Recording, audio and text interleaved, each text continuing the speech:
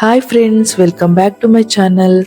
ಇವತ್ತಿನ ವಿಡಿಯೋದಲ್ಲಿ ನಾವು ಮನೆಯಲ್ಲೇ ತುಂಬ ಈಸಿಯಾಗಿ ಓವನ್ ಯೂಸ್ ಮಾಡದೆ ತುಂಬಾ ಟೇಸ್ಟಿ ಆದ ಚಾಕ್ಲೇಟ್ ಕೇಕ್ ನ ಯಾವ ರೀತಿ ಮಾಡೋದು ಅಂತ ನೋಡೋಣ. ಇನ್ನು ಯಾರೆಲ್ಲ ನನ್ನ ಚಾನೆಲ್ ನ ಸಬ್ಸ್ಕ್ರೈಬ್ ಮಾಡದೆ ಈ ವಿಡಿಯೋ ನೋಡ್ತಾ ಇದ್ದೀರೋ ದಯವಿಟ್ಟು ಸಬ್ಸ್ಕ್ರೈಬ್ ಮಾಡ್ಕೊಂಡು ಈ ವಿಡಿಯೋ ನೋಡಿ ಅಂತ ಕೇಳ್ಕೊಳ್ತೀನಿ. ಎಲ್ಲರಿಗೂ most favourite soft and spongy ಆದ ಚಾಕ್ಲೇಟ್ ಕೇಕ್ ನ ಸ್ಟಾರ್ಟ್ ಮಾಡೋಣ ಬನ್ನಿ.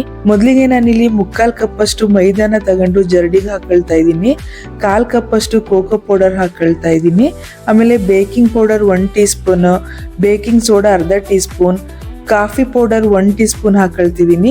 ನಾನಿಲ್ಲಿ ಬ್ರೂ ಕಾಫಿ ಪುಡಿ ತಗೊಂಡಿದ್ದೀನಿ. ಚಿಟಿಕೆ ಉಪ್ಪು ಹಾಕೊಳ್ತಾ ಇದ್ದೀನಿ. ನಂತರ ಎಲ್ಲ ಮಿಶ್ರಣವನ್ನು ಜರಡಿ ಮಾಡ್ಕೋಬೇಕು. ಯಾಕಂದ್ರೆ ಹಿಟ್ಟಲ್ಲಿ ಯಾವುದೇ ರೀತಿ ಗಂಟಿಲ್ದೆ ಇರೋ ತರ ಜರಡಿ ಮಾಡ್ಕೋಬೇಕು. ಆಮೇಲೆ ಇದನ್ನೆಲ್ಲ ಚೆನ್ನಾಗಿ ಮಿಕ್ಸ್ ಮಾಡ್ಕೊಳ್ಳೋಣ ಫ್ರೆಂಡ್ಸ್. ಇವಾಗ ಕೇಕ್ ಪೌಡರ್ ರೆಡಿ ಆಯ್ತು. ಇನ್ನೊಂದು ಬೌಲ್ಗೆ 3 ಮೊಟ್ಟೆನ ಹಾಕೊಳ್ತಾ ಇದ್ದೀನಿ ಫ್ರೆಂಡ್ಸ್. ಈ ಮೊಟ್ಟೆನ ಇವಾಗ ಚೆನ್ನಾಗಿ ಬೀಟ್ ಮಾಡ್ಕೋಬೇಕು.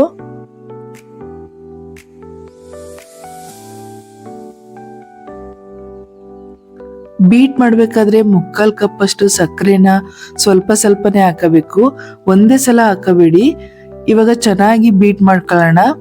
ಲಿಕ್ವಿಡ್ ಫಾರ್ಮ್ ಅಲ್ಲಿ ಇರೋದು ಮೊಟ್ಟೆ ಫೋಮ್ ತರ ಗಟ್ಟಿಯಾಗೋವರೆಗೂ ಬೀಟ್ ಮಾಡ್ಕೊಳ್ಳೋಣ. ನಾವು ಎಷ್ಟು ಜಾಸ್ತಿ ಬೀಟ್ ಮಾಡ್ಕೊಳ್ತೀವೋ ಕೇಕ್ ಅಷ್ಟೇ ಸಾಫ್ಟ್ ಆಗಿ ಫ್ಲಫಿ ಆಗಿ ಬರುತ್ತೆ ಫ್ರೆಂಡ್ಸ್. ಅದಕ್ಕೆ ನಾವು ಚೆನ್ನಾಗಿ ಬೀಟ್ ಮಾಡ್ಕೋಬೇಕು. ಇವಾಗ ಇದಕ್ಕೆ 1 ಟೀ ಸ್ಪೂನ್ ಅಷ್ಟು ವೆನಿಲಾ ಎಸೆನ್ಸ್ ಹಾಕೊಳ್ತಾ ಇದ್ದೀನಿ. ವೆನಿಲಾ ಎಸೆನ್ಸ್ ಹಾಕೋದ್ರಿಂದ ಮೊಟ್ಟೆದು ಸ್ಮೆಲ್ ಬರಲ್ಲ, ಹಾಗೆ ಟೇಸ್ಟ್ ಕೂಡ ಚೆನ್ನಾಗಿರುತ್ತೆ. ನೋಡಿ, ಈ ತರ ಕನ್ಸಿಸ್ಟೆನ್ಸಿ ಬರೋವರೆಗೂ ಕೂಡ ಬೀಟ್ ಮಾಡ್ಕೋಬೇಕು. ಈ ತರ ಕ್ರೀಮಿ ಕನ್ಸಿಸ್ಟೆನ್ಸಿ ಬರಬೇಕು, ಗಟ್ಟಿಯಾಗಿರ್ಬೇಕು. ಎಲೆಕ್ಟ್ರಾನಿಕ್ ಬೀಟರ್ ಇಲ್ಲ ಅಂದ್ರೆ ಕೈಯಿಂದಲೇ ಒಂದು ಬೀಟ್ ಮಾಡೋ ಸ್ಪೂನ್ ತಗೊಂಡು ಬೀಟ್ ಮಾಡಿ. ಇವಾಗ ಇದಾಗಿದೆ. ನಂತರ ಇದಕ್ಕೆ ಪೌಡರ್ ಮಿಕ್ಸ್ ನ ಸ್ವಲ್ಪ ಸ್ವಲ್ಪನೇ ಹಾಕಿ ಒಂದು ಸ್ಪ್ಯಾಚುಲಾ ಇಂದ ನಿಧಾನಕ್ಕೆ ಕ್ಲಾಕ್ ವೈಸ್ ಅಲ್ಲಿ ಮಿಕ್ಸ್ ಮಾಡ್ಕೋಬೇಕು. ಒಂದೇ ಸಲ ಎಲ್ಲ ಪೌಡರ್ನು ಹಾಕಬಾರ್ದು. ಆಮೇಲೆ ಹೇಗ್ ಬೇಕೋ ಹಾಗೆ ಮಿಕ್ಸ್ ಮಾಡ್ಕೋಬಾರ್ದು ಫ್ರೆಂಡ್ಸ್. ಜೋರಾಗಿ ಮಿಕ್ಸ್ ಮಾಡಿದ್ರೆ ಕೇಕ್ ಕನ್ಸಿಸ್ಟೆನ್ಸಿ ಹಾಳಾಗ್ಬಿಡುತ್ತೆ, ಫ್ಲಫಿನೆಸ್ ಬರಲ್ಲ, ಗಟ್ಟಿ ಆಗ್ಬಿಡುತ್ತೆ. ಆ ಸಾಫ್ಟ್ನೆಸ್ ಹಾಗೆ ಇರ್ಬೇಕು ಅಂದ್ರೆ ಜಾಸ್ತಿ ಮಿಕ್ಸ್ ಮಾಡ್ಕೋಬೇಡಿ. ಪೌಡರ್ ಎಲ್ಲ ಹೊಂದ್ಕೊಳ್ಳೋ ತರ ಮಿಕ್ಸ್ ಮಾಡಿದ್ರೆ ಸಾಕು. ನಾನಿಲ್ಲಿ ತೋರಿಸಿರೋ ತರನೇ ಕ್ಲಾಕ್ ವೈಸ್ ಅಲ್ಲಿ ಮಿಕ್ಸ್ ಮಾಡ್ಕೋಬೇಕು. ನಂತರ ಇದಕ್ಕೆ ಅರ್ಧ ಕಪ್ ಅಷ್ಟು ಆಯಿಲ್ ಹಾಕೊಂಡು ಮಿಕ್ಸ್ ಮಾಡ್ಕೊಳ್ತಾ ಇದ್ದೀನಿ.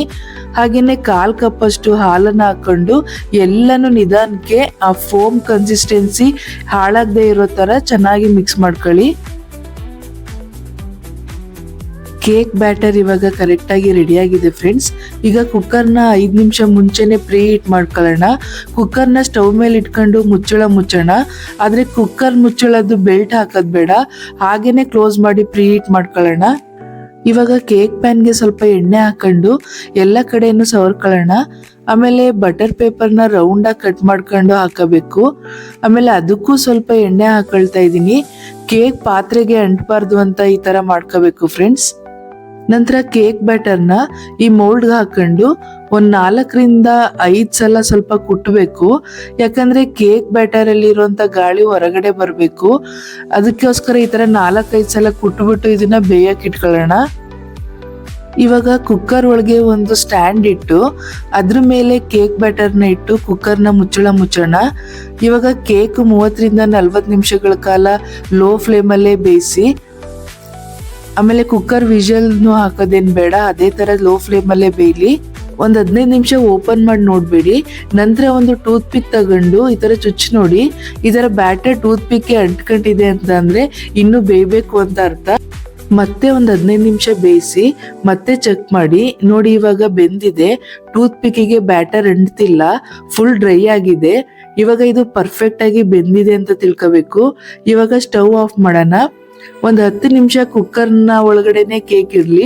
ಅಷ್ಟರಲ್ಲಿ ಕೇಕ್ ಮೇಲೆ ಡೆಕೋರೇಷನ್ ಮಾಡಕ್ಕೆ ಚಾಕ್ಲೇಟ್ ಸಿರಪ್ ನ ಮಾಡ್ಕೊಳ್ಳೋಣ ಬನ್ನಿ. ನಾನಿಲ್ಲಿ ಡೈರಿ ಮಿಲ್ಕ್ ಚಾಕ್ಲೇಟ್ ತಗೊಂಡಿದ್ದೀನಿ. ಅದನ್ನ ಚಿಕ್ಕದಾಗಿ ಕಟ್ ಮಾಡ್ಕೊಂಡು ಅದಕ್ಕೆ ವಿಪ್ಪಿಂಗ್ ಕ್ರೀಮ್ ಸೇರಿಸ್ಕೊಳ್ತಾ ಇದ್ದೀನಿ. ನಂತರ ಇದಕ್ಕೆ 1 ಸ್ಪೂನ್ ಅಷ್ಟು ಕೋಕೋ ಪೌಡರ್, 1 ಸ್ಪೂನ್ ಅಷ್ಟು ಶುಗರ್ ಹಾಕೊಳ್ತಾ ಇದ್ದೀನಿ. ಇದನ್ನ ಸ್ವಲ್ಪ ಮಿಕ್ಸ್ ಮಾಡಿ ಓವನ್ ಅಲ್ಲಿ 30 ಸೆಕೆಂಡ್ ಬಿಸಿ ಮಾಡ್ಕೋಬೇಕು ಫ್ರೆಂಡ್ಸ್. ಅದು ಮೆಲ್ಟ್ ಆದ್ಮೇಲೆ ಮತ್ತೆ ಅದನ್ನ ಚೆನ್ನಾಗಿ ಮಿಕ್ಸ್ ಮಾಡ್ಕೋಬೇಕು. ನೋಡಿ, ಕೇಕು ಎಷ್ಟು ಸಾಫ್ಟ್ ಆಗಿ ಬಂದಿದೆ ಅಂತ, ಪರ್ಫೆಕ್ಟ್ ಆಗಿ ಬಂದಿದೆ. ಇದನ್ನ ಹೊರಗಡೆ ತೆಗೆದು ಗಾರ್ನಿಶ್ ಮಾಡ್ಕೊಳ್ಳೋಣ ಫ್ರೆಂಡ್ಸ್. ನೋಡಿ ಎಷ್ಟು ಸಾಫ್ಟ್ ಆಗಿ ಸ್ಪಾಂಜಿ ಆಗಿ ಕೇಕ್ ಬಂದಿದೆ ಅಂತ. ನಾನು ಹೇಳಿರೋ ತರನೇ ಕರೆಕ್ಟ್ ಆಗಿ ನೀವು ಮೆಜರ್ಮೆಂಟ್ ಅಲ್ಲಿ ಮಾಡ್ಕೊಂಡ್ರೆ ನೀವು ಇದೇ ತರ ಮನೇಲಿ ತುಂಬಾನೇ ಈಸಿಯಾಗಿ ಕೇಕ್ ಮಾಡ್ಕೋಬಹುದು ಫ್ರೆಂಡ್ಸ್. ಹೊರಗಡೆಯಿಂದ ಕೇಕ್ ತಂದು ತಿನ್ನೋ ಬದಲು ಮನೇಲೆ ಈ ತರ ಕೇಕ್ ಮಾಡ್ಕೊಂಡ್ರೆ ತುಂಬಾನೇ ಹೈಜಿನಿಕ್ ಆಗಿ ಕೂಡ ಇರುತ್ತೆ. ಮಕ್ಕಳು ಕೂಡ ತುಂಬಾನೇ ಇಷ್ಟಪಟ್ಟು ತಿಂತಾರೆ. ನಾನ್ ಮಾಡಿರೋ ಈ ಕೇಕ್ ತುಂಬಾನೇ ಸ್ಪಾಂಜಿ ಆಗಿ ಇವಾಗ ರೆಡಿ ಮಾಡ್ಕೊಂಡಿದ್ದಂತ ಚಾಕ್ಲೇಟ್ ಸಿರಪ್ ನ ಕೇಕ್ ಮೇಲೆ ಹಾಕಿ ಸ್ಪ್ರೆಡ್ ಮಾಡ್ಕೊಳ್ತಾ ಇದ್ದೀನಿ. ಈ ತರ ಎಲ್ಲಾ ಕಡೆನೂ ಸ್ಪ್ರೆಡ್ ಮಾಡ್ಕೊಳ್ಳಿ ಫ್ರೆಂಡ್ಸ್. ನಂತರ ಚಾಕ್ಲೇಟ್ ನ ತುರ್ಕೊಂಡು ಅದನ್ನ ಕೇಕ್ ಸುತ್ತನೂ ಹಾಕೊಳ್ತಾ ಇದ್ದೀನಿ, ಯಾಕೆಂದ್ರೆ ಗಾರ್ನಿಶಿಂಗ್ ಆ ತರ ಮಾಡ್ಕೊಳ್ತಾ ಇದ್ದೀನಿ ಫ್ರೆಂಡ್ಸ್.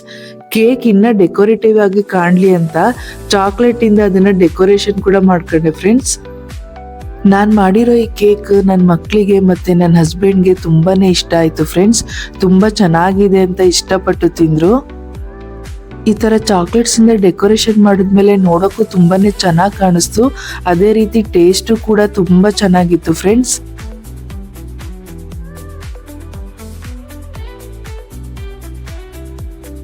ನಾನ್ ಮಾಡಿರೋ ಚಾಕ್ಲೇಟ್ ಕೇಕ್ ನ ಇವಾಗ ಟೇಸ್ಟ್ ಮಾಡ್ತಾ ಇದೀವಿ.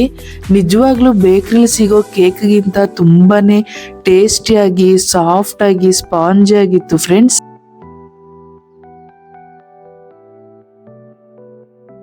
ನೀವು ಕೂಡ ನಿಮ್ಮ ಮನೆಯಲ್ಲಿ ನಾನು ಹೇಳಿರೋ ತರನೇ ಕರೆಕ್ಟ್ ಮೆಜರ್ಮೆಂಟ್ ಇಂದ ನೀವು ಕೂಡ ಚಾಕ್ಲೇಟ್ ಕೇಕ್ ನ ಮಾಡ್ಕೊಂಡು ಟೇಸ್ಟ್ ಹೇಗಿತ್ತು ಅಂತ ಕಮೆಂಟ್ ಮಾಡಿ ಹೇಳಿ ಫ್ರೆಂಡ್ಸ್.